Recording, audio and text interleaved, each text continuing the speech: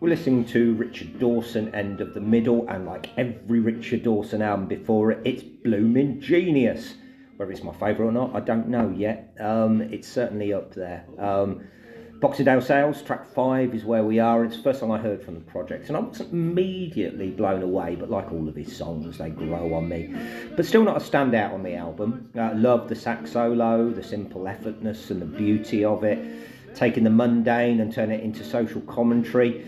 You know, you do owe it to yourself to give this a listen. 9 out of 10. Track 6, Not. Never one for a jolly song, is our Richard Dawson. Yeah, this touches on mental illness and the fragility of how we feel sometimes. He doesn't want to go to this wedding. So relatable and so sad. Some may say depressing, but I say, doesn't matter. You need to listen to it. It's important. It's not only me who feels that miserable, you know what I mean? It does make you feel better in a strange sort of way. You know, my self-loathing, a purse full of vile whose drawstrings are those cheery smiles.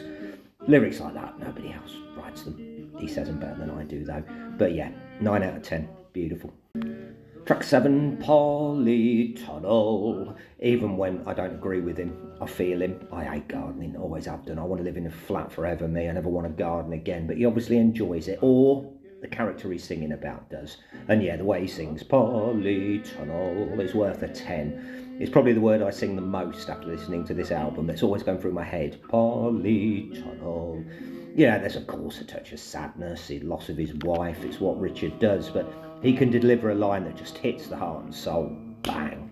Stunning, beautiful, heartbreaking, wonderful music. 10 out of 10. Track 8, Removals Van. Melody-wise, not a highlight for me, but storytelling's, again, amazing, hitting on themes that are so familiar. Nice to have a bit of drums. A small criticism of the album is I love 2020 and I want him to rock out a little bit more at times like that. It's the only time he has rocked out, really. I would like another rock album. He does it so well.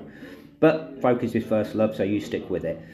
You know, artists who is going to be loved for generations to come. And by those that find him, I duly believe that. 9 out of 10.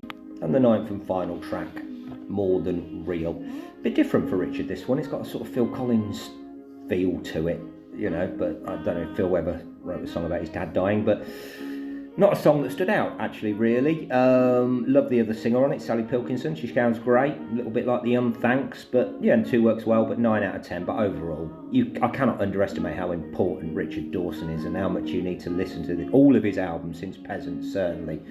In 2020, 21, 25, people will look at him like Bob Dylan. I truly believe that. A superstar, a legend, a gentleman, brilliant. 10 out of 10.